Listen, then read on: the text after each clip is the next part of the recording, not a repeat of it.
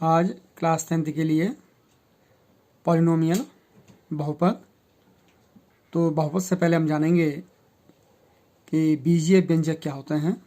Algebraic expression, चर तथा अचर राशियों को गणितीय संक्रियाओं के द्वारा व्यक्त करना या योग, अंतर, गुणा, भाग के संयोग से बने पद बीजीय व्यंजक कहलाते हैं।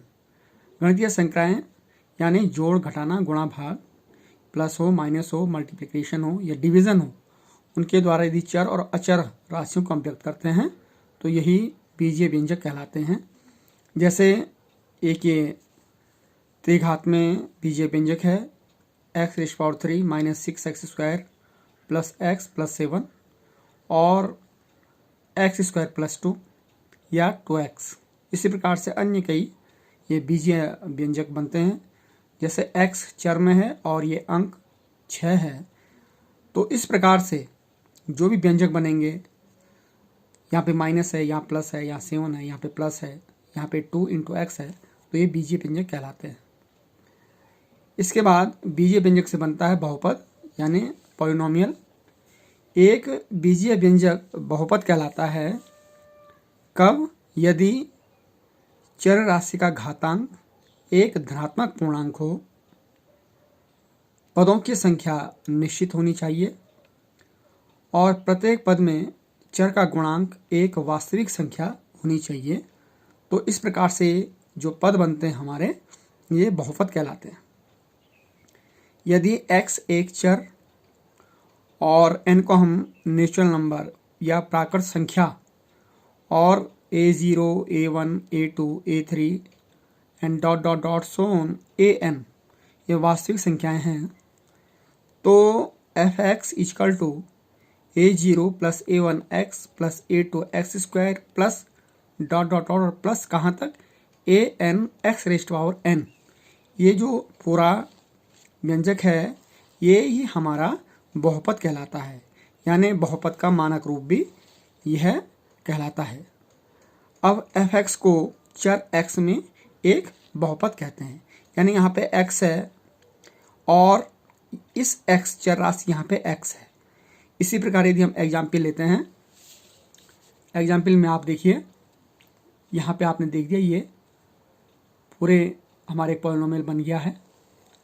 और यहाँ पे यदि हम लेते हैं तो px 4x - 3, ये x में एक चर हो गया, बहुपद हो गया, x चर राशि है। gx 2x dx = 2x² - 3x + 1, ये चर x में फिर एक बहुपद है।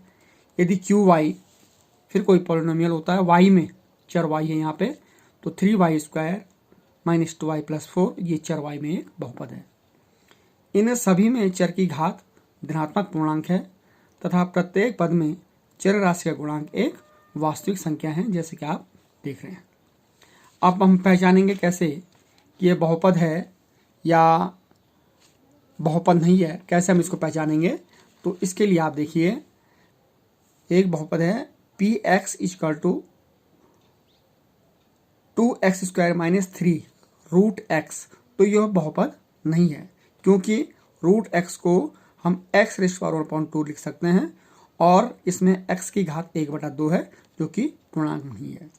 ऐसे ही qx में यदि हम देखें, qx = 1/2x² - 2x + 5, या इसको हम ये भी लिख सकते हैं 2x² - 2x + 5 होल (1). तो इसमें भी जो x की घात है, x की पावर है, ये धन पूर्णांक नहीं का है, पॉजिटिव इंटीजर नहीं है, तो यह बहुपद नहीं है। इसमें देखें rx में, rx = x² + 1/x + 4 में 1/x, या इसी को हम x⁻1 भी लिख सकते हैं, तो इसमें भी x की घात -1 है, जो कि धन पूर्णांक नहीं है, अतः यह भी बहुपद नहीं है। तो इस प्रकार से हम बहुपदों की पहचान कर सकते हैं। इसके साथ ही बहुपद के प्रकार क्या होंगे, तो बहुपद के प्रकार में आइए देखते हैं। पहला जो बहुपद होता है, इसके प्रकार में एक पद वाले या एक पदी या मोनोमियल बोलते हैं, ऐसे बहुपद को जिसमें केवल एक पद होता है, केवल एक टर्म होता है, एक पद ही कहलाते हैं। जैसे एक्स स्क्वायर कॉमा ए एक्स, ये भी एक पद है। ए एक्स स्क्वायर, ये भी एक पद है। ए स्क्वायर एक्स क्यूब, ये भी एक पद है। 1/2 एक्स पावर 4। तो इसी प्रकार से कई हम ले सकते हैं जो जिनमें केवल एक टर्म है, तो ये एक पदीय कहलाते हैं। दूसरा बहुपद होता है बाइनोमियल या द्विपदीय। ऐसे बहुपद जिसमें केवल दो पद हों, केवल दो टर्म होते हैं, द्विपदीय कहलाते हैं।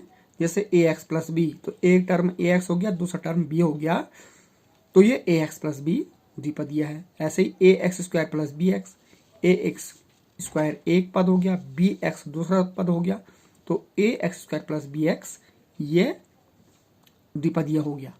ए raised power 2 x n, x power n plus B, या A square x power n plus B, तो ये भी हमारे दो पद कहलाते हैं। इसके बाद त्रिपदीय ट्राइनोमियल, जिसमें तीन पद होते हैं, केवल तीन पद होते हैं, त्रिपदीय कहलाते हैं। जैसे a x plus b y plus c, इसमें a x plus b y plus c में ए एक्स बी वाई और सी ये तीन पद हैं, तो त्रिपदीय कहलाएगा, ट्राइनोमियल कहलाएगा। ऐसे ही ए x square plus B x plus c में ए एक्स स्क्वायर एक टर्म हो गया, बी एक्स दूसरा टर्म हो गया और सी तीसरा टर्म हो गया, तीसरा पद हो गया, तो ये तीन पद वाले त्रिपदीय कहलाएंगे। अब एक और महत्वपूर्ण होता है शून्य बहुपद, जीरो पॉलिनोमियल। यदि किसी बहुपद में, किसी पॉलिनोमियल में सभी पदों के गुणांक यानी कोफिशिएंट शून्य होते हैं, तो वह शून्य बहुपद कहलाता है। जैसे हम a x plus b y plus c लिखते हैं, तो एक्स का गुणांक ए शून्य, वाई का गुणांक बी शून्य और सी अचर पद भी शून्य है, तो ये एक शून्य गुणांक कहलाएंगे। इसी प्रकार 0x square plus 0x plus 0 into c, ये भी आपका शून्य बहुपद कहलाएगा। अब इसमें एक चीज और होती है कि जो एक घात वाला, जिसमें चर में की घात एक ही है, उस बहुपद को हम रेखिक बहुपद कहते हैं। जिन बहुपद में दो घात, महत्तम घात दो है, उसको द्विघातीय बहुपद, और तीन घात वाले बहुपद को त्रिघातीय बहुपद कहते हैं। अब बहुपद की घात किसे कहेंगे? पॉलिनोमियल की पावर क्या होगी? तो चर x के बहुपद में यदि कोई बहुपद दिया हुआ है, उसमें x चर है, तो जो x की उच्चतम घात होगी वही बहुपद की घात भी कहलाती है। जैसे हमारे पास बहुपद है x rays power 5 plus 4x cube minus 3x square plus 2x minus 3 में चर राशि जो x है, इसकी सबसे बड़ी घात 5 है, क्योंकि यहाँ पे 5 है, फिर यहाँ 3 है, फिर यहाँ 2 है, यहाँ 1 है, तो सबसे बड़ी घात x में जो चर है उसमें 5 है, इसलिए ये बहुपद की घात 5 कहलाती है।